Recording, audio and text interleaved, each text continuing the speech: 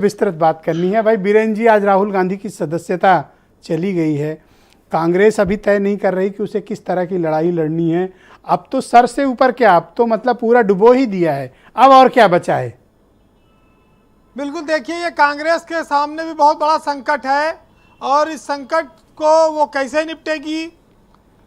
अभी समस्या इस बात की है ब्रजेश जी की सड़क पे आंदोलन करोगे तो लाठी खाओगे, मुकदमा लिख जाएगा, जेल चले जाओगे, फिर सदस्यता चली जाएगी। अब भाषण भी दोगे तो संभल के देना पड़ेगा। नेताओं के सामने थोड़ा सा संकट बढ़ा है इधर, और चुनाव लड़ने से दीवार होने के बाद तो ये संकट और बहुत बड़ा हो जाता है। अब तो ट्वीट करेंगे तब उस पर भी FIR होती है और भाषण में तो फंसी गए।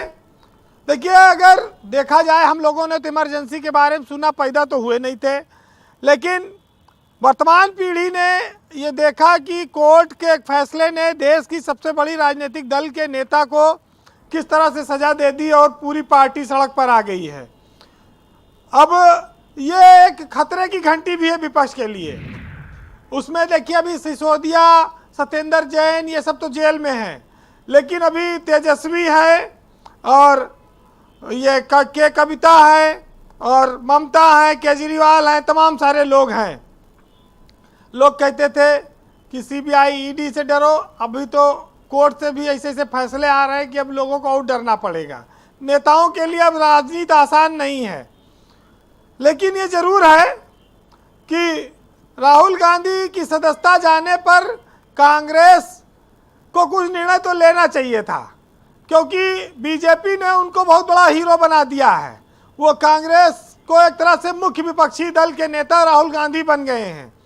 अब कांग्रेस इस पर लड़ पाए सदन से बाहर, सड़क पर, या राहुल गांधी, ये आने वाले वक्त में तय होगा। लेकिन मैं उत्तर प्रदेश में एक मुसीबत देख रहा हूँ कि राहुल गांधी की सदस्यता चली गई, चुनाव लड़ने से डिबार हो गए, तो ये अमेठी और रायबरेली में कौन लड़ेगा चुनाव? पहले था कि चलो एक सीट पर राहुल वापस आ जाएंगे, अब यहाँ के लिए कैंडिडेट खोजना भी मुश्किल हो जाएगा, प्रत्याशी कहाँ से लाएं? तो ये एक बड़ी समस्या है। इस फैसले की विचित्रता यह है कि देश की एक छोटी अदालत ने देश के एक सबसे बड़े राजनीतिक घराने का, जिसने 3 प्रधानमंत्री दिए हों, उसके वारिस को, उसके शीर्ष नेता को आज सदन से बाहर कर दिया। ये जरूर है कि उसमें राहुल गांधी को विपक्ष का संपूर्ण साथ मिल रहा है, चाहे अखिलेश यादव हो, केजरीवाल हो, ममता हो या चंद्रशेखर हो, तमाम सारे लोग उनको सपोर्ट कर रहे हैं। लेकिन ये एक कठिन दौर है सियासत के लिए, क्योंकि बीजेपी बहुमत में है और सरकार के साथ साथ कोर्ट भी बहुत एक्टिव है।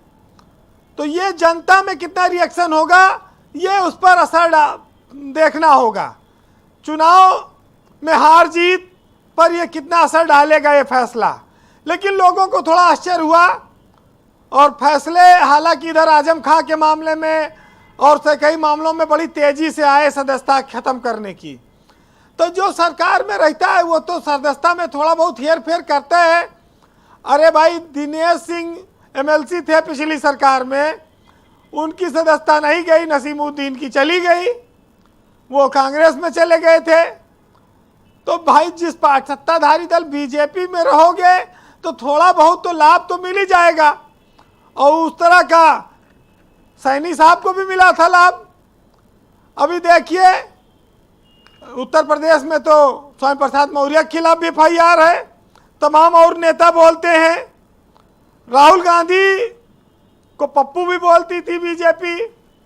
अभी वो कहा कि 50 करोड़ की गर्लफ्रेंड वाला शिकायत भी थी जी, और जर्सी गाय और क्या क्या तमाम सारे राजनीति में ऐसे ऐसे शब्द बोले जाते हैं जो बड़ा दो अर्थी होते हैं, जिन पर बहुत सारी कार्रवाइयाँ हो सकती हैं। लेकिन ये जरूर है कि आज राहुल गांधी फंस गए और उनकी सदस्यता चली गई, और बीजेपी इसको ठीक से डिफेंड कर रही है और वो लड़ने की तैयारी में है। और वो याद दिलाती है कि देश की उस पीढ़ी ने तमाम समस्याएं झेली हैं जब इंदिरा गांधी का शासन था, और उसका खामियाजा भी इस देश में भोगना पड़ रहा है। इसमें उस पीढ़ी के नेताओं ने भोगा, उन्होंने अपने आगे के नेताओं को सतर्क किया। जी। लेकिन लोकतंत्र में बिना विपक्ष के सत्ता पार्टी का कोई मजा नहीं है।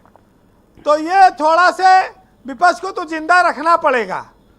अब सदन में राहुल गांधी, पहले संसद नहीं चल रही थी, फिर बोलने के लिए टाइम नहीं, बोले खड़े हुए माइक नहीं चला, फिर टाइम नहीं मिला, अब तो टाइमों मांगने की स्थिति नहीं रही। अब देखिए क्या होता है। लेकिन इतना जरूर है कि अगर हिसाब किताब देखा जाएगा तो राहुल को अगर निकाल देगी तो बीजेपी को फिर मजा क्या आएगा। बीजेपी कोसेगी किसको? ले दे के राहुल गांधी उनके पास सबसे बेहतर थे। फिलहाल जो सितमगर है उस पर एक साहित्यकार ने लिखा है, सुनिएगा, कि वो नज़रअंदाज भी करता है और नज़र में भी रखता है। वो इन दिनों मेरी कुछ यूं खबर रखता है और न जाने कैसी मोहब्बत है उस सितमगर की जी कि जान ले लेता है और जिंदा भी मगर रखता है। बहुत शुक्रिया आपका वीरेंद्र जी, बहुत बहुत धन्यवाद।